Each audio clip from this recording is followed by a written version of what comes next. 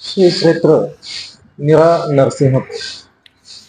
आपण आज शिवरूप भीमा वैष्णव रूप निरा संगमी स्थित इंदापूर तालुक्याच्या ईशान्य कोपऱ्यामध्ये नृसिंह सरस्वती या पवित्र तीर्थाच्या ठिकाणी आपण आलेलो आहोत. सर्व दर्शकांचे मनपूर्वक प्रगती चळवळ युट्यूब चॅनल मध्ये स्वागत. मी प्रमोद सस्ते. या पवित्र पायऱ्यावरने आपण जसजसे वर जातो तसं आपल्याला मुख्य प्रवेशद्वार दिसत आहे. पश्चिम दिशेचं हे प्रवेशद्वार, पश्चिममुखी हे मंदिर आहे. श्री नरसिंह लक्ष्मी हे देवस्थान या ठिकाणी कसे आले, या देवस्थानचे महत्व काय, हे आपण आत गेल्यानंतर इथले व्यवस्थापक श्री काकडे साहेब यांच्याकडून आपण जाणून घेणार आहोत.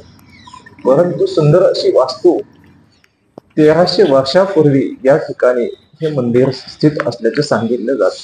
चालुक्य काळ अतिशय दगडी मंडप बांधकाम, फक्त घडीव पाषाणाच्या ज्या दगडामध्ये चुन्याचा वापर करून घडवलेलं हे जे मंदिर आहे, अतिशय रम्य ठिकाण, शांत ठिकाण आपल्याला या ठिकाणी आपण पाहतोय. हे पश्चिम द्वारातून आत गेल्यानंतरच आपण बघतोय की लाकडी पेशवे जे आहेत, पेशव्यांनी जी लाकडी पूर्ण वास्तू बांधलेली आहे ती पेशवेकालीन आहे. अतिशय वास्तुशास्त्राचा जो नमुना आपण या ठिकाणी बघू शकतो. आत गेल्यानंतरच प्रथम आपल्याला भक्त प्रल्हाद यांचं मंदिर, म्हणजे त्यांचं हे जन्मस्थान असं मानलं जातं. नारद ऋषीचा आश्रम या ठिकाणी होता आणि कयादू यांना ज्या वेळेस इंद्र अपहरण करून घेऊन जात होते त्यावेळेस कयादूंना ते नारदांनी शरण दिली आणि हेच ते भक्त प्रल्हाद ज्यांची आपण मूर्ती बघतोय. राक्षस कुळातील असूनही त्यांना देवत्व प्राप्त झालेलं या दैवतामुळं, नरसिंह लक्ष्मी या दैवतामुळं आपल्याला इथे पाहायला मिळत आहे. हे मंदिर परिसर बघतोय आपण. मुख्य प्रवेशद्वार म्हणजे जो गाभारा आहे, त्या गाभाऱ्यातून आतमध्ये मोबाईल किंवा फोटो काढण्यास बंदी आहे. मी मुख्य प्रवेशद्वार जे आत गाभाऱ्यातलं जे मंदिर प्रवेशद्वार आहे तिथून मी आत जातोय. निश्चितपणे पुजारींनी मला तिथे आत गेल्यानंतर मज्जाव केला की आपण मोबाईल आणू शकत नाही किंवा मोबाईलने इथे कुठलाही फोटो काढू शकत नाही. पुजाऱ्यांनी मला आत गेल्यानंतर लगेचच स्पष्टपणे सांगितलं आणि निश्चितपणे कुठलाही फोटो या मंदिरामध्ये आपण आतमध्ये गर्भगृहामध्ये काढू शकत नाही स्पष्ट केल्यानंतर मी ते बंद केलं. आणि बाहेरच्या बाजूस आल्यानंतर हे शिवलिंग आपण जे उंच शिवलिंग हे जे पाहताय आपण, हे शिवलिंग जे आहे ते भीमाशंकर म्हणजे भीमाशंकरचं जे ज्योतिर्लिंग आहे त्याच प्रतीक. श्रावण महिन्यामध्ये खूप भक्त या ठिकाणी येतात. दगड पूर्ण म्हणजे कोरीव दगडी बांधकामामध्ये अगदी फरशी असो. हे गजाच्या ज्या मूर्ती आहेत त्या आपण बाहेरच्या बाजूस सुद्धा पाहिल्या. या ठिकाणी सुद्धा आपण बघतोय श्री क्षेत्र निरा नरसिंहपूर हे 1758 अक्षांश उत्तर आणि 75.08 रेखांश पूर्व या भौगोलिक स्थानावर बसले आहे. सुरुवातीच्या प्रकरणात आपण सुरुवातीला आतमध्ये येताना सांगितल्याप्रमाणे मंदिरात प्रवेश केल्यानंतर सुबक शिल्पाने नटलेल्या दगडी खांबांचा आधार असलेल्या उजव्या डाव्या बाजूस प्रशस्त देवड्या असून त्या लगत डाव्या अंगास देवस्थान. निश्चितपणे हे पूर्णतः दगडी बांधकाम आपण बघतोय. या दगडी बांधकामामध्ये फक्त आणि फक्त चुन्याचा वापर आपण इथे बघू शकतो. आता हे देवीचं मंदिर आपण बघतोय. हे अष्टभुजा देवीची आहे. तिचं मंदिर हे निश्चितपणे मंदिराच्या देवस्थानच्या उजव्या बाजूस आहे. आत गेल्यानंतर इथे एक झाड, जे आपण आपल्याकडे पीर असतात, प्रत्येक गावागावामध्ये पीर असतात. पीरांच्या ठिकाणी जे झाड उगवलेलं असतं ते झाड म्हणजे एखादं चेरी म्हणतो आपण, चेरीचं झाड या ठिकाणी दिसतंय आपल्याला. हे चेरीचं जे झाड आहे ते कुठेही उगवत नाही. जिथे देवस्थान असतं त्याच ठिकाणी हे चेरीचं झाड आपल्याला पाहायला मिळतं. आणि जसं आपण खाली उतरलोय त्यानंतर ह्याच परिसरामध्ये मंदिराच्याच जसं आपण उजव्या हाताला जसं भीमाशंकर पाहिलं त्याच पद्धतीनं अजून एक शिवलिंग उत्तर दरवाजा हा उत्तर दरवाजातून काय दिसतं इकडे च्या बाजूला भीमा नदी मंदिराला वेढा घालते आणि डाव्या साईडनं देवस्थानच्या डाव्या साईडनं निरा नदी दोन्हीचा संगम ह्या नृसिंह लक्ष्मी यांच्या पाठीमागे म्हणजे पूर्व दरवाजाला होतो. आपण ही नंदी बघतोय, नाग देवता गणपती आणि आतमध्ये एक असे काळ्या पाषाणामध्ये एक शिवलिंग अतिशय भव्य दिव्य असं शिवलिंग जे आहे.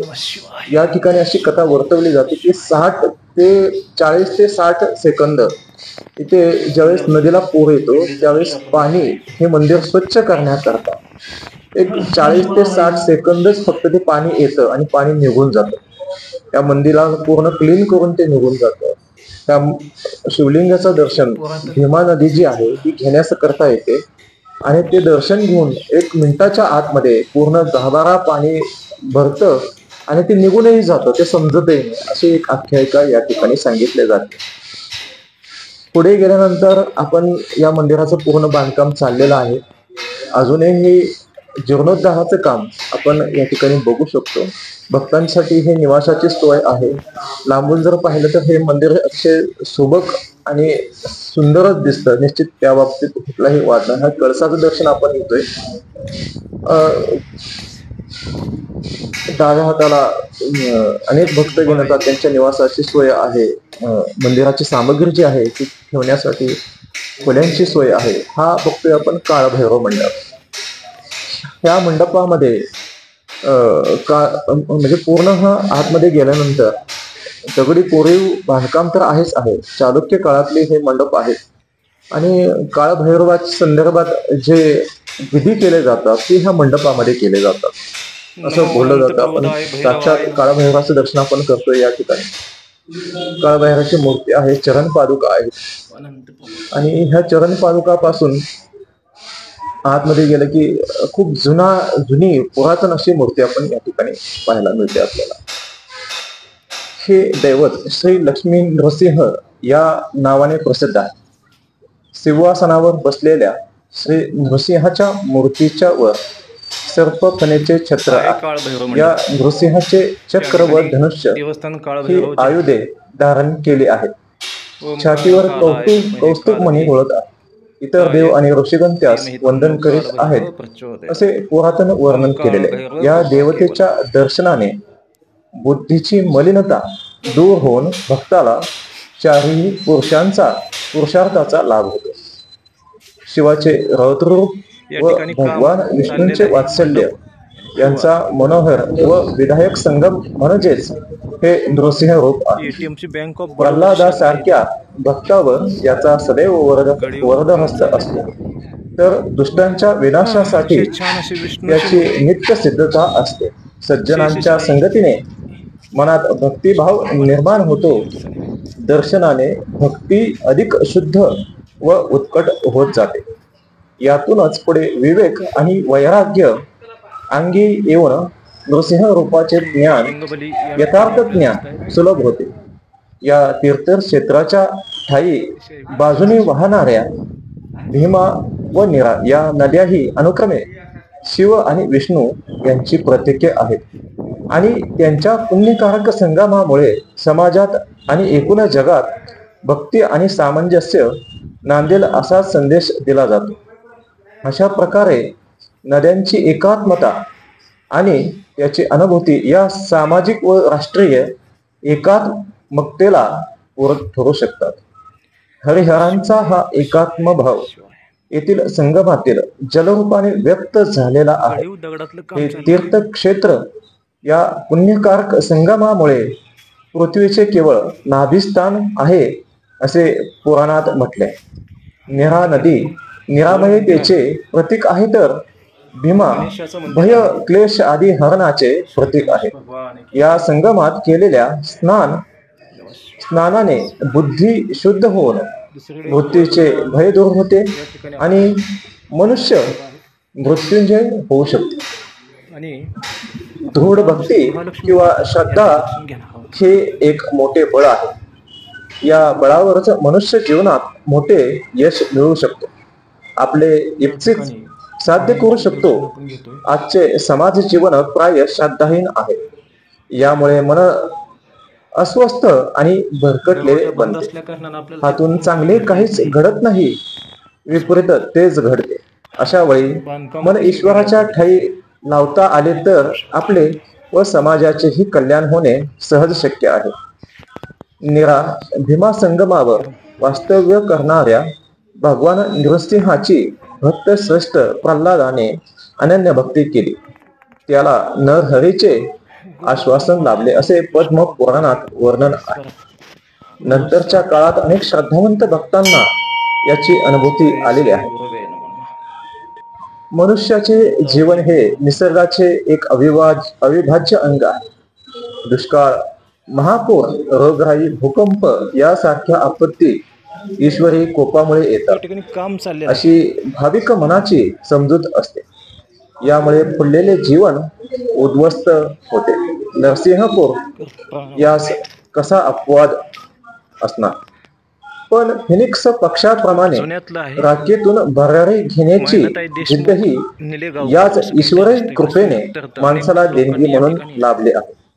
तिच्या बळावर मनुष्य असाध्य ते साध्य करून आपत्तीवर मात करतो. नरसिंहपुराचा परिसर नैसर्गिक आपत्तींनी उजाड झाला, पण जागृत दैवताच्या प्रेरणेने भक्तगणांनी पुन्हा उभारी दिली. दिलेले आहे. उजाड परिसराचे नंदनवन करण्याचे प्रयत्न सुरू झाले. शासन, भक्तगण आणि व्यवस्थापन यांच्या दृढ सहकार्याने हे ईश्वरी कार्य सुरू झाले. ईश्वरी कृपेनेच या परिसराचा कायापालट होऊ लागलेला आहे. कार्य नावारूपाला येत आहे. श्री नरसिंहाची कृपामय प्रेरणा भक्तांना उत्साहित करीत आहे. प्रल्हादाचं या ठिकाणी आपल्याला दर्शन अत्यंत उघड असे पुनर्निर्माणाचे कार्य नरहरी आपल्या भक्ताकडून करून घेत आहे. या कार्यास मोठा प्रतिसाद लाभत आहे. नमस्कार, आम्ही प्रमोद सस्ते. आपण पाहताय प्रगती चळवळ युट्यूब चॅनल. दर्शकांना आपण वेगवेगळ्या विषयावरती दररोजच एक व्हिडिओच्या माध्यमातून माहिती देत असतो. आणि मला वाटतं आज अतिशय आपले दर्शकही भाग्यवान आहेत आणि आम्ही सुद्धा एक संपादक या नात्याने अतिशय भाग्यवान आहे. आपण निरा भीमा संगमी जे निरा नरसिंहपूर लक्ष्मी नृसिंह मंदिर आहे या ठिकाणी आज आपण आलेले. माझ्यासोबत आहेत या ठिकाणचे विश्वस्त सहव्यवस्थापक हेमंत काकडे आणि सातारा जिल्हा ह्युमन राईट फाउंडेशनचे जिल्हाध्यक्ष श्री बबन मदने उर्फ नाना. मला वाटतं एक आध्यात्मिक दृष्ट्या आता श्रावण महिना चालू होतोय, आपल्याकडं आषाढ चालू आहे आणि निरा नरसिंहपूर म्हणजे लक्ष्मी नरसिंहाचं ज्या ठिकाणी मला वाटतं हा जो इतिहास आहे तो आपण जे व्यवस्थापक आहेत काकडे साहेब त्यांच्याच तोंडून ऐकणं अतिशय उपयुक्त ठरेल. नमस्कार काकडे साहेब. नमस्कार. आपल्या प्रगती चळवळ युट्यूब चॅनलच्या माध्यमातून आम्ही या ठिकाणी आलेलो आहोत. बरोबर. तुमचं या चॅनलमध्ये खूप खूप स्वागत आहे. मला सांगा, आपण हा जो निरा नरसिंहपूर लक्ष्मी नरसिंह मंदिर या ठिकाणी आपण आता ही चर्चा करतोय, याचा नेमका इतिहास काय? हे जे काही स्थान जे आहे ते निरा आणि भीमा या संगमावर नरसिंहाची मूर्ती प्रल्हादकृत आहे. प्रल्हादाने बसवलेली भक्त प्रल्हादाची जन्मभूमी आणि प्रल्हादाने तप इथं केलं. भक्त प्रल्हादांनी तप करणार म्हणजे ही तपोस्थली पण आहे, तपोभूमी आहे, जन्मभूमी पण आहे. हो. आणि पृथ्वीचं नाभिक केंद्र आहे. ते शिखराचं मधलं टोक आहे, ते पृथ्वीचं नाभिक केंद्र आहे. म्हणजे पृथ्वीचं नाभिक केंद्र हे निरा नरसिंह आपण ज्या ठिकाणी बसलो आहे ते नाभिक केंद्र आहे. म्हणजे जसं आपण शरीराच्या सगळ्या नाड्या ज्यावेळेला एकत्र येतात त्या आपल्या नाभी क्षेत्रात येतात, तसं पूर्ण पृथ्वीचं नाभिक क्षेत्र हे निरा नरसिंह जे टोक आहे मंदिराचं ते आहे. मला सांगा, ह्या मंदिराची स्थापना जी आहे ती किती वर्षापूर्वीची, काय इतिहास आहे त्याचा? हे अतिशय फार प्राचीन आहे. हे जे काही पाषाणकृती जे मंदिर आहे हेमाडपंथी आहे. हेमाडपंथी म्हणून एक होऊन गेला.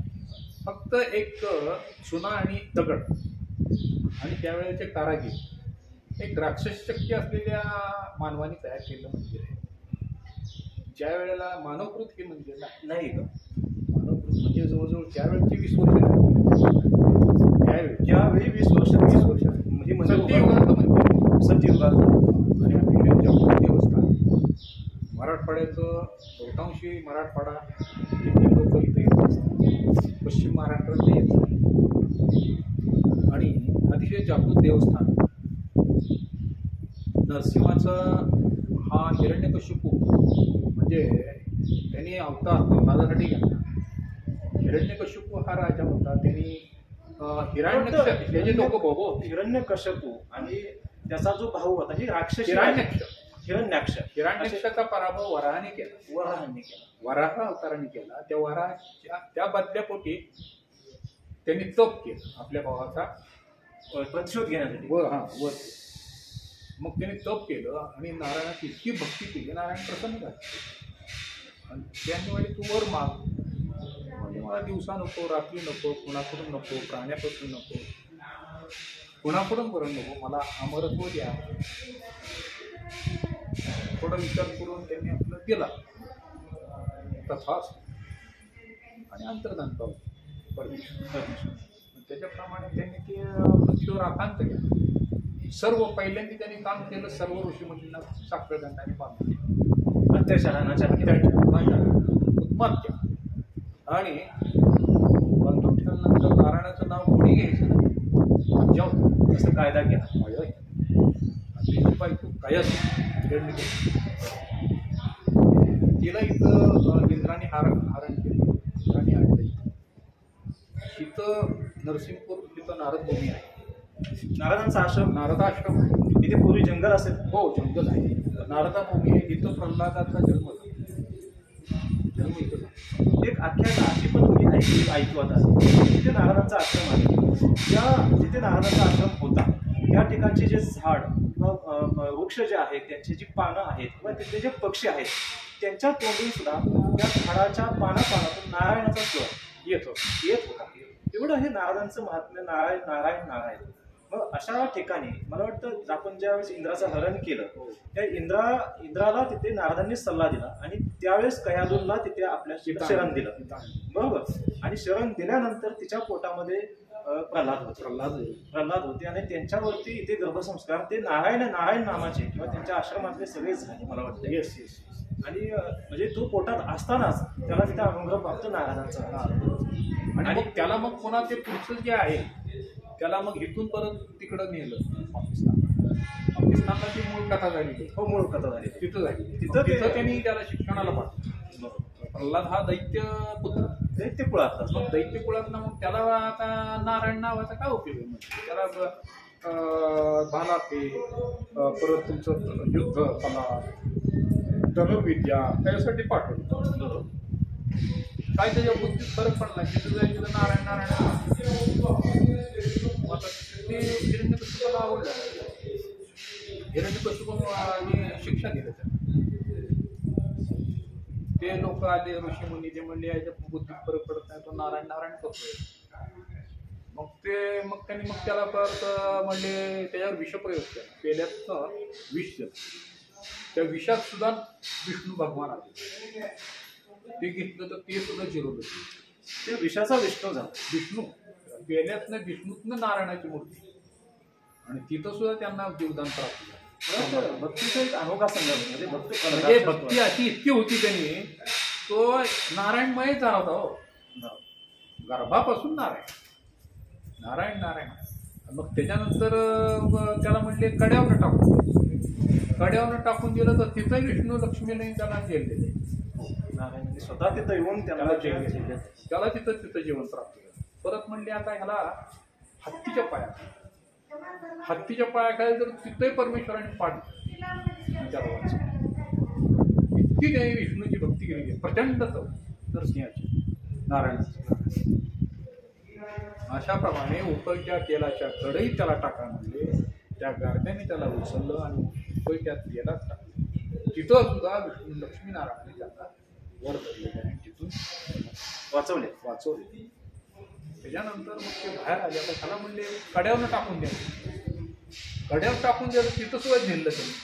अजून एक कथा याच्यामध्ये ऐकावत आहे माझ्या की हिरण्यकश्यपूची बहीण हा होलिका, हा बरोबर ना? बोलली. हा, मग ती त्या अग्नीमध्ये त्याला म्हणजे अग्नीच्या स्वाधीन करा हा. असा एक कथा माझ्या ऐकवत आहे, बरोबर ना? म्हणजे ही प्रल्हादाशी संबंधित कथा आहे म्हणा, फक्त प्रल्हादाशी संबंधित कथा आहे. म्हणजे भक्तीमध्ये एवढी ताकद हो. अगदी दैत्य कुळामध्ये जर असेल हा. आणि गर्भसंस्कारामध्ये जर ते नारायणाची भक्तीला प्राप्त झाली असेल तर त्याच्या वैयक्तिक आयुष्यामध्ये जेवढी संकट आली तेवढी नारायणाने हरण केले आहे. कारण अशी वस्तुस्थिती आहे. मला वाटतं एक अतिशय चांगला मेसेज आज कलियुग आहे माझ्या मते. एक सतयुगामध्ये हे मंदिर स्थापन झालेलं आहे.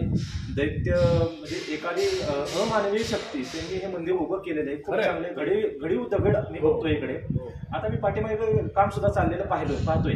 तिथे हे तुमच्या माझ्यासारखेच मानव लोक काम करतायत बरोबर. परंतु जे जुनं बांधकाम आहे आणि नवीन बांधकाम आहे याच्यामध्ये लगेच फरक जाणवतो. थोडं साम्य आहे. हा, पण थोडंसं तरी सुद्धा साम्य आहे. त्यांचा जो काय पूर्ण हेतू जो असा आहे की जुन्या अवशेषात काही बदल करायचा नाही, आहे तसंच बांधायचं आहे. बरं. आणि त्यातलं एक विशेष असं हे मंदिरातलं एक मुख्य असं एक यज्ञ आहे की मनाची एकाग्रता असणाऱ्या लोकांनी हे तिकडं मनात कुठलेही विचार न येतात परमेश्वराचं काम, परमेश्वर जीव बसलेले आहे. पूर्वेकडे दोन, त्यांनी पश्चिमेकडे दोन करून बसलेले आहेत. त्यांना कळतंय कोण कुठलं काम करतंय, कोण करेल, कोण भक्ती कशी करते, कोण कुठलं काय करते, त्याला ते त्याचं माप टाकायला तयार बसले. जागृत देवस्थान, अतिशय जागृत देवस्थान. त्यांना जवळजवळ 8 पोळ्या, देशी तूप, वरणाचा गोळा, भात, परत कोशिंबीर, चटणी, असं पेशवाई थाटातलं जेवण दुपारी 12 रोज आहे. आणि एकादशी दिवशी संध्याकाळी पंचामृत असतं. त्या दिवशी खारकेचा नैवेद्य असतो. त्यावेळेस त्याला नरसिंहाला पांढरा ड्रेस आहे, नरसिंह वेशभूषा. आणि इतर वेळेला मग जे काही 2 एकादशा सोडल्या तर 28 दिवस रोज दुपारी संस्थांतर्फे पंचामृत आहे देवाला सकाळी 6 वाजता 7 वाजता. एक प्रश्न अजूनही विचारावा असं वाटतं तुम्हाला. आपण पेशवाईचा उल्लेख केला. पेशवाई आपल्या महाराष्ट्र राज्याचे जे मुख्यमंत्री आहेत देवेंद्र फडणवीस त्यांचे हे कुलदैवत आहे. हो. या बाबतीत काय सांगाल? देवेंद्र फडणवीस साहेबांचं कुलदैवत आणि त्यांची मुंज इथं आहे. त्याच्या मुंज पण इथं म्हणजे इथं आहे, अतिशय जागृत आहे. आणि त्यांनी इथं इतकी निस्सीम भक्ती आणि मोकळ्या हाताने इथं फंड दिले या देवाला. अवर्ग देवस्थान आहे. हो, ब वर्ग देवस्थान, ब वर्ग दर्जा मिळालेला आहे. अतिशय जागृत आहे, प्रगती पथावर जाणार आहे, चाललेला आहे. आणि असा ऊर्जित काळ पाहणे म्हणजे आपण फार सर्व भाग्यशाली, अतिशय भाग्यशाली. आणि त्यामुळं तिथं मोठमोठ्या लोकांचं, साधू संतांचं, परत प्रवचन, कीर्तन, वैशाख शुद्ध षष्टी ते पौर्णिमा असा त्याचा उत्सव असतो नरसिंह. वैशाख महिना अतिशय मोठ्या प्रमाणात आम्ही जे काही फंड गोळा केले ज्या 10 ते 15, 16 लाख रुपये आम्ही खर्च करू देवासाठी. अन्नदान अतिशय महत्त्वाचे बाब आहे इथं. कारण का असताना ही मूर्ती ही काय कोणाच्या घरगुती वगैरे ह्यात नाही आहे. ईशान्य टोकाला ह्याचं मंदिराचं टोक आहे. त्यामुळं इथं संपूर्ण परमेश्वराने प्रत्येकाला स्वातंत्र्य त्याच्या त्या बुद्धीप्रमाणे दिलेलं आहे. इथं ज्या वेळेला म्हणजे तुमचं स्वातंत्र्यपूर्व काळात रँडचा कुणी चाफेकर बंधूंनी इंग्रजी अधिकाऱ्याचा खून केला. त्यावेळेला त्यांनी असा अनाचार खूप झाला होता आपल्या भारतीयांवर वगैरे. पण त्यावेळेला इथं त्यांनी पिस्तूल दाखवलं परमेश्वर आणि फुल वाईट आणि ते फुल कळून गेलं परमेश्वर. ते म्हणले मला हे सहन होत. इथून जाऊन त्याने ते काम केलं. म्हणजे ह्या देवाचं प्रेरणा अन्यायाला वाचा पण म्हणतं, सज्जनांचं रक्षण करणं, दुर्जनांचा परिमार्जन असं हे दैवत. आणि ज्यांनी ह्या दैवताची सेवा केली त्या दैवतांनी त्या माणसाला भरभरून दिलं. माझ्या स्वतःचा अनुभव असा आहे की मी म्हणजे वलचंदनगरला राहत होतो. त्यावेळेला मला काही नव्हतं. म्हणजे दादासाहेब म्हणजे तपस्वी ट्रस्टी होते. म्हणजे काही करून आपलं परमेश्वर सेवा तिथं आपल्या आलेल्या पावसात ठराविक मानधनावर 500 रुपयावर मी लागलो. 30 वर्षानंतर 30 वर्ष मी सेवा केली. आता मला 7,500 रुपये देतात 8,000 संस्था आणि दिलेल्या मानधनावर मी खुश आहे. माझं सर्व भागतो त्यात. माझ्या 2 मुलींची लग्न झाली. मला सांगायचाही तो असा आहे की ह्या देवाची भक्ती जर का व्यवस्थित केली आणि छान केली तर त्या माणसाला काही कमी पडत नाही. आणि तुमचा वैयक्तिक अनुभव आहे, तुम्ही गेली 30 वर्ष इथे आहात. हो आणि निश्चितपणे तुम्ही स्वतः एक पुरावा म्हणून आमच्या चॅनलवरती ह्या गोष्टी आपण एक अंधश्रद्धा म्हणून नाही, परंतु विज्ञानवादी युगात, आधुनिक युगात अशा पद्धतीचा ज्यावेळेस सगळे विचार कुंठित होतात. आज नवीन पिढी जर बघितली तर मोबाईलमध्ये गुंतलेले आहे. अतिशय आपण बघतो कलियुगाचा प्रभाव एक आपण म्हणूया त्याला, बरोबर, की आकर्षणाला बळी पडणारी तरुणी. मी आता जस्ट माझ्या चॅनलवरती कालच एक व्हिडिओ टाकला. अच्छा. की सातारा जिल्ह्यामध्ये लग्न झालेल्या महिला ज्या आहेत बरोबर ना, ते जवळजवळ दरवर्षी 1200च्या पुढे पलायन करतात. म्हणजे नवऱ्यापासून असा एक व्हिडिओ डिवोर्स नाही म्हणताय, पळून जातात परपुरुषासोबत पळून जातात. म्हणजे ह्या बाबतीत जर आपण बघितलं तर हा कलियुगाचाच प्रभाव आपण म्हणूया. आणि त्या संदर्भात मी व्हिडिओ टाकला, 1,500 पेक्षा जास्त लोकांनी तो पाहिला. बरोबर. आणि आश्चर्याची बाब म्हणजे ह्या गोष्टी सत्य बोलणं बरोबर ना, हे अलीकडच्या काळात कोणी धाडस करत नाही. बरोबर. आपल्या चॅनलच्या माध्यमातून हे मी करत असतो. आणि तुम्ही हे अतिशय चांगल्या पद्धतीचं आध्यात्मिक सत्य, आमचं हे नशीब नाना आम्हाला भेटले. सातारा जिल्हा ह्युमन राईट्सच्या अध्यक्ष आहेत ते, त्यांच्या माध्यमातून मी इथपर्यंत पोहोचलो. माझ्याही ध्यानीमध्ये नव्हतं आज इकडे यायचं, नानांच्याही ध्यानीमध्ये नव्हतं. अचानकपणे इथे बोलवलं. बरेच वर्ष चाललं होतं माझं की बुवा आपण प्रत्यक्ष त्यात म्हणजे विशेष असं मला असं एक उल्लेख असा करावा वाटतो की आपण या देवाला काय देणार, काय अहो इथं फक्त 2 हात आणि 1 मस्तक, त्याच्यापेक्षा आपली पात्रता नाही. अहो काय करोडो रुपयाची मालमत्ता आहे, हे सांभाळणंच अतिशय एक मोठं आव्हान आहे. सध्या उगवतीला तिकडं पूर्वेला उगवतोय, पश्चिमेला मावळत आहे. ही मालमत्ता सांभाळणं अतिशय पुण्यदानाचं काम आहे आणि ते आम्ही करतोय, सांभाळतोय, चांगलं काम, पवित्र चांगली टिकवतोय. आम्हाला द्रव्याची आवश्यकता नाही, परमेश्वर आपोआप देतोय. सगळी व्यवस्था आहे. मनात प्रश्न आला की तिकडं सोडवा. एक ह्यावरून मला अजून एक सुचवावं वाटतं. परमेश्वराने आपल्याला जीभ दिली, जीभ ही सुद्धा मालमत्ता आहे. जीभ, आणि मला वाटतं मानव जातीला आज स्वतःची जीभ सुद्धा सांभाळता येत नाही. हे दुर्दैव आहे. मग आज जर करोडो कोटींची प्रॉपर्टी परमेश्वर देत असेल तर त्याचं जर आपण दुर्दान करत असेल, त्याचे जर आपल्याला योग्य मूल्यमापन करता येत असेल तर आपल्यासारखा दुर्दैवी प्राणी कुणीच नाही. म्हणजे पशुता वाढणं, राक्षसी प्रवृत्ती वाढणं, बरोबर, निश्चितपणे मला वाटतं आज या ठिकाणी आल्यामुळं आपल्याला हे प्रकाश दिसत येत आहे. ना तुम्हाला काय विचारायचं आहे काय ते? निश्चित मला आमचे ह्युमन राईट्सचे जिल्हाध्यक्ष श्री बबन मधने उर्फ नाना यांच्याही माध्यमातून मला चांगल्या पद्धतीने परमेश्वराचं हे इतकं स्थान चांगलं आहे. तुम्ही आला आणि म्हणजे आता थोडक्यात असं सांगायचं आहे, ज्या वेळेला खंड्याची लढाई झाली 1857 साली, त्यावेळेला त्यांनी संस्थानिक ज्याचे आपल्या संस्थानाकडे गेले. मग आलेल्या लुटीत ते जे काय लाकडी काम सागवानाचं दिसतंय, अच्छा, हे लाकडी काम जे सागवान दिसतंय ते विठ्ठल शिवदेव विंचूरकर साहेबांनी दिसतं. त्याच्यानंतर त्यांचे दुसरे पुरुष वंश परंपरा बापूसाहेब विंचूरकर, मग त्यांनी ते नंतर त्यांच्या वार्धक्याने त्यांनी देह केला ठेवला. त्याच्यानंतर हे ट्रस्टेड आणि सगळे उपचार हे काय आहे ते ओल्यानी ब्राह्मणांनी आज जाण्याचे आहे. आणि त्याच्यामुळं त्या देवाला कसं आहे, स्वच्छता, पावित्र्य आणि सवळं लागते आणि त्यामुळे सर्व समाज हा मान्य करतोय. बरोबर आहे. तुम्हाला एक अजून 2 प्रश्न विचारायचे वाटतात. आपण ज्या ठिकाणी बसलोय आता त्या ठिकाणी एक पाठीमागं महादेवाची पिंड आहे. मला ह्या पिंडी बाबतीत थोडंसं आश्चर्य व्यक्त करावं वाटतं. त्याची शिवलिंगाची उंची खूप आहे आणि हे जवळ म्हणजे नृसिंह भगवान जे आहेत त्यांच्या मंदिराच्या शेजारीच आहे. याचं काय महत्व? भीमाशंकर म्हणून एक दैवत आहे. भीमाशंकर ज्योतिर्लिंगापैकी भीमाशंकर नावाचं एक जुन्नरमध्ये आहे. ते अतिशय महत्वाचं आहे. सोमवारी रोज हे दर्शन घेतात. श्रावणी सोमवारला लोक इथं पाया पडतात, अभिषेक घालतात. आणि जागृत देवस्थान अशी आहेत, या इथं पर्वत देवता अनेक आहेत.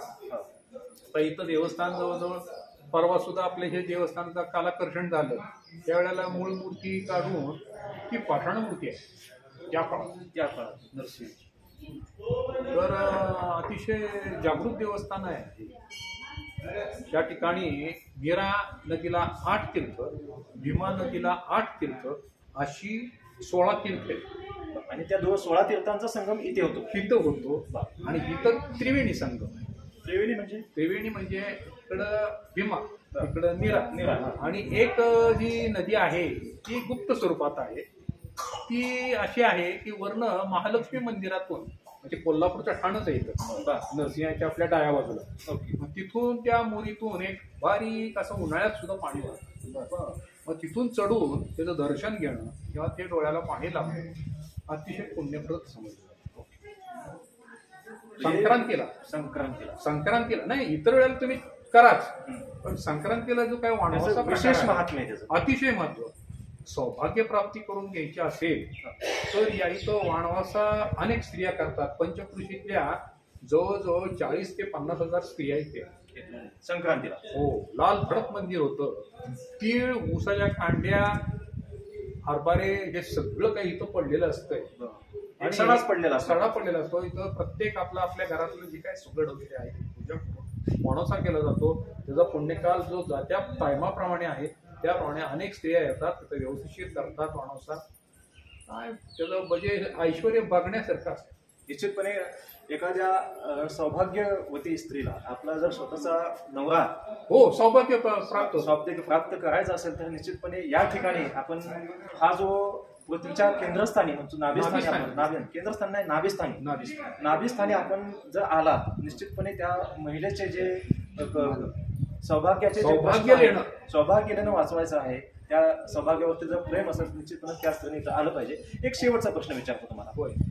आज ही या मूर्तीबद्दल आपण सांगितलं की पाषाणाची आहे, पण मला आत गेल्यानंतर असंही समजलं की वालुकामय आहे. पहिली वालुकामय होती ती काय, त्याचं कारण असं आहे की त्याच्यावर जवळजवळ जीर्णोद्धार झाले 7 ते 8 वेळा उतरले.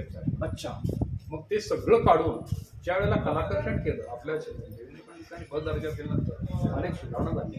त्याचं पुरातत्व खात्याचं म्हणणं पडलं की या मूर्तीवर हे भयंकर व्यसन जे आहे ते काढायला पाहिजे. म्हणून ती काय तो रिसर्च केला. ती पूर्वीची मूर्ती नरसिंहाची जी आहे ती आहे पाषाण मूर्ती. आणि असताना वालुकामय मूर्ती आहे, पण अतिशय जागृत आहे. आणि शिवकालीन यात अफजल खानांनी प्रत्येक वेळेला मंदिरं जी काही पाडण्याचा सुरुवात केली होती त्यावेळेला हे मंदिर पण हिट लिस्ट होतं त्याचं. त्यावेळेला आदिलशाह इथं हजारो सैनिकांसह इथं आला. मग इथं तो झोपला असा विचार केला की आपण हे मंदिर पाडायचं, तिथं मशीद तयार करायची, चारी बाजूला दरवाजे आहेत आणि त्याप्रमाणे आपण इथं मशीद करून टाकतो. पण त्यांना अशक्य काय नव्हतं, कारण त्यांनी सगळं भारत ताब्यात घेतलं. मोठं सैन्य होतं त्याच्यासोबत. त्याचं सैन्य त्याची क्षमता मोठी होती.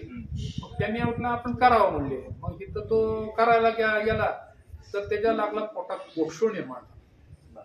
त्याच्या मनात विचार येता क्षणी पोटशूळ निर्माण झाल्यानंतर मग आता म्हणले आता काय करायचं. तिकडून एक पुजारी आहे, त्याचं घोडदळ पायदळ हे सगळेच उंट वगैरे आले होते. तर त्या बादशाला काय कमी आहे का आदिलशाला. त्यामुळे त्यानंतर ते म्हणले की महाराज तुमच्या मनात काहीतरी प्रश्न आहे पुजारी, त्यामुळे तुम्हाला पोषण येणार. मग त्यांनी आज जाऊन नरसिंहाची म्हणजे पादुकाचं पाणी आणलं आणि त्या नदीला तीर्थ पुजारी तुम्ही आधी पहिल्यांदा जो मनात तो विचार आणलाय तो पहिला आधी काढून टाकला की तुम्ही मशिदीचं तयार करायची, तुम्हाला इथे असं काही करता येणार नाही, तुम्ही जीवन सुद्धा जाऊ शकणार नाही. अतिशय जागृत देवस्थान. मग त्यामुळं तो ते विचार ते तीर्थ घेतलं तो अबोट तो पोटसून थांबला आणि ते म्हणला महाराज मी चुकलो म्हणतात, मी काही करणार नाही. तो आला कसा त्या कामानीतून टेंभुर्णी मार्गे हजारो सैनिकाचा तो परत गेला. तिथं काही थोडीफार केली असेल पोटफोड, पण तिथं अजिबात तिथं काही केलेलं नाही. निश्चितपणे देवाचं जे अनुभूती आहे ती हिंदू धर्मीयांनाच नाही तर मुस्लिम धर्मीय जो आदिलशाह होता त्याला सुद्धा इथे आलेले निश्चितपणे आलेले. 18 पगड जातीचं देवस्थान आहे. मुसलमान लोकांचं कुलदैवत, बरोबर. तेली समाजाचं कुलदैवत, तेलुगू समाजाचं कुलदैवत, ते म्हणजे मराठा समाजाचं कुलदैवत, लोहार, जमार, चांजार, सोनार 18 पगड जाती आता मी म्हणतोय ना त्यांचं दैवत. आणि त्याला ते दाखले देऊन परमेश्वरांनी सुखी ठेवलं. असं परमेश्वर जागृत आहे हो. मनाचा निश्चितपणे मावळा नाही, स्नेहाचा- हे जात धर्म पंथ भाषा याच्या पलीकडे जाऊन हे देवस्थान जे आहे ते प्रत्येकाला प्रचित येते. कारण मानवी सभ्यता मानवी संस्कृती जी आहे किंवा ह्या जगामध्ये भक्ती विष्णू भक्ती जी आहे ती प्रल्हाद एक दैत्य कुळातला जी व्यक्ती आहे त्याच्या माध्यमातून आपल्याला आज या ठिकाणी नारदांचा जो आश्रम होता हो त्यामुळं या ठिकाणी पावित्र्य म्हणतो आपण ते पूर्ण जगामध्ये एकमेव ह्याच ठिकाणी मला पाहायला मिळते. निश्चितपणे आपण प्रगती चळवळ युट्यूब चॅनलच्या दर्शकांना अतिशय चांगल्या पद्धतीची माहिती दिली त्याबद्दल मी दर्शकांच्या वतीनं यात अजून एक तुम्हाला थोडं सांगायचं असं वाटतं. सांगा. तिथे एक शैक्षणिक संस्था प्लस तुमचं वैयक्तिक स्टेट फार्मिंग आपलं स्वतःचं शेती आहे त्याच्याशिवाय दुसरं काही नाही. या ठिकाणी जवळजवळ 25 ते 30 ब्राह्मणाची उमरे प्लस मराठी इतर जाती समाज सगळे सुखी आहेत. आनंदात आहे. म्हणजे बघा तुम्ही माणूस कुठनं कसं द्रव्य प्राप्त होतंय कुठून कुणाला कसं मिळतं हे काय सांगताय. परमेश्वराची शक्ती God's power is great power. शैक्षणिक संस्था आपण ज्याबद्दल बोलला ती कितवी पर्यंत शालेय शिक्षण आता इथं 12वी पर्यंत आहे सध्या. अच्छा 12वी पर्यंत 12वी पर्यंत आर्ट कॉमर्स सायन्स तिन्ही शाखांचं शिक्षण इथं दिलं जातं. बरोबर आहे. आणि ही संस्था गव्हर्नमेंट मान्यता प्राप्त असावी आहे निश्चितपणे. आणि शेतीबद्दल आपण जर बोलला तर ह्या देवस्थानाला किती शेती आहे. आपल्याला पहिली शेती होती पण काय झालं काल परत ते म्हणजे जशा काही अडचणी येतात तसं त्या पद्धतीने कसलाही निर्णय घ्यायचा. बरं नैवेद्याला सुद्धा पैसे नव्हते असे काही म्हणजे दुष्काळ भागात मग त्या दुष्काळी ह्याच्या त्यावेळेला त्यांनी सेल केलं आणि त्याचे येणारे एफडी तयार केले आणि ते येणारे व्याजातून सगळे देवस्थान वाचवले. म्हणजे कसं नैवेद्य व्यवस्था देवाची नाही आता त्याला करायची म्हणलं तर खर्च आहे. परत कामगारांचे पगार स्वच्छता आहे टापटीप आहे त्याला पैसे देत नाही. त्यासाठी मग त्यांनी ते सगळं आणि अतिशय हुशार लोक आहेत. एका चढीत एक हुशार आहे आणि भक्त सुद्धा इतके आहेत की प्रचंड देत आहेत करतायत. पण परमेश्वराचा पारदर्शी व्यवहार आहे आमचा. आम्ही इथं कुणालाही आहे आणि निस्वार्थी त्यागी भावनेने आमचे काय पहिले फर्स्ट गुरु आरगडे साहेब म्हणून एक आहे ते चीफ ट्रस्टी आहे. त्याच्यानंतर एक असिस्टंट त्यांचे उपाध्यक्ष आहे एक वांकर आहे अभय वांकर म्हणून आहे. त्याच्यानंतर बाकीचे आहे सुरू आहे कर्णकर आहे सर्वजण दंडवते आहेत. दंडवतेचे भाऊ दुसरे एक आहे दंडवतीचे चीफ व्यवस्थापक आहेत. त्यांना एक ग्रामसेवक म्हणून पुरस्कार मिळालेला आहे पुरंदर तालुक्यात. अतिशय जागरूक आणि अतिशय दर्दी कागदपत्र तिकडे अगदी इतका व्यवस्थित मन लावून ते कारभार करतात. त्यांच्या हातात मी आहे सध्या. मी सुद्धा 30 वर्षाचा अनुभव आहे मला. मी माझ्याकडे काम सगळं पोस्टेजचं असतं प्रसाद अंधारा परत तुमचं आवक जावक सगळं नोंदवणं हे करणं हे सगळं मी करतो मन लावून करतो. ते अन्नछत्र दररोज चालू असतं आणि अन्नछत्र 12 ते 2 पर्यंत आहे. त्यात शिधा लोक देतात तांदूळ कोण शिधा स्वरूपात देतात कोण रकमी स्वरूपात देतात पण त्याचं व्यवस्थित कारभार चालू आहे निश्चितपणे. हो आपण गेले 30 वर्ष प्रामाणिकपणे 29 वर्ष मी व्यवस्थित करताय आपण. आणि निश्चितपणे इतरही जे लोक आहेत ते पण चांगले आहेत. एक आहे सोनं आहे हो सोनं अशी माणसं म्हणजे काय माहिती का आता ते नाही कोटी म्हणलं तरी ते पैशाची किंमत होऊ शकते. आणि इथं एक मेन आहे की इथं कुठलाही पैशाचा नाही जागाच नाही. देवस्थान जागृत आहे. या मंदिराला ह्या नरसिंहाला धोतर आणि 12 बंदी आहे. ओके आता बघा पोशाख आहे 12 म्हणजे. मग आता तुमच्या ज्येष्ठ कुटुंबात धोतर घालणारा माणूस असतो त्याचे विचार बघा आणि पॅन्ट घातलेला माणसाचे विचार बघा. म्हणजे ह्या देवाचा अंत कोणाला लागणार नाही. तो म्हणतोय मी करणार ते करणार कोणाला ज्याचा आहे तो ते बरोबर बोलतो. आपण दर्शन केलं की आरसा आहे आरशात आपलं प्रतिबिंब काय केलं तो काय म्हणतो देव तू काहीतरी पराक्रम करून चांगलं गोष्टी मिळव खऱ्याने मिळव मी तुला देतो माझ्या ताकद आहे. खूप छान अतिशय परमेश्वराला जे इच्छित असेल तेच होणार. आणि मेन म्हणजे जास्तीत जास्त प्रेरणास्थान म्हणजे आपले देवेंद्र मुख्यमंत्री देवेंद्र फडणवीस जास्तीत जी काय प्रेरणास्थान आहे सर्व समाजाचं पूर्ण सहकार्य जे होण्याचं कारण म्हणजे लक्ष्मी नरसिंहाची कृपा. त्यांची ताकद आहे त्यांच्या मागे त्यामुळे त्यांना क्रॉस कोण करू शकत नाही. कुठं अवघं बोलतच नाही. सगळं आहे ती पॉझिटिव्ह थिंकिंग. आणि मेन म्हणजे त्यांनी पहिलं म्हणजे जनतेचं हित पाहिजे आणि त्याचंच फळ त्याला मला वाटतं मुख्यमंत्री पद मिळालेलं आहे. अजून सुद्धा मिळावं आणि अशी माणसं राहावी म्हणजे हे व्यवस्थित सगळं चालेल. असो, देवाच्या इच्छेपुढे कोणाचं चालत नाही खरंय. आणि दैवी शक्ती जी आहे हो. ती सर्वतोपरी आहे. हो. निश्चितपणे जो देवांचा देव आहे देवाचा निश्चितपणे इंद्रदेव असो हो त्यांना अभय वरदान जे आहे त्यांचं जे हिरण्यकश्यप आणि हिरण्याक्ष हो. यांनी तिन्ही लोकांमध्ये त्राही केली होती. हो त्यांना वाचवण्याचं काम ह्या देवस्थानाने केलेलं आहे, या देवाने केलेलं आहे. केले. आणि ह्या जगामध्ये अशुद्धता राक्षसी प्रवृत्ती जी आहे ती संपवण्याचं काम ह्या देवस्थानाने केलेलं आहे. निश्चितपणे पूर्ण जगावरती तिन्ही लोकांवरती ह्या देवाचे उपकार आहेत. आपणही त्याच्या चरणी नतमस्तक होऊ. प्रगती चळवळ युट्यूब चॅनलच्या माध्यमातून सर्व दर्शकांना मी विनंती करतो की आपणही या ठिकाणी येऊन ह्या जागृत देवस्थानाच्या दर्शनाचा आपण लाभ घ्यावा आणि आपल्या जीवनाचे कल्याण करून घ्यावे. जय जय श्री लक्ष्मी नरहरी नरसिंह. महाराज की जय. जय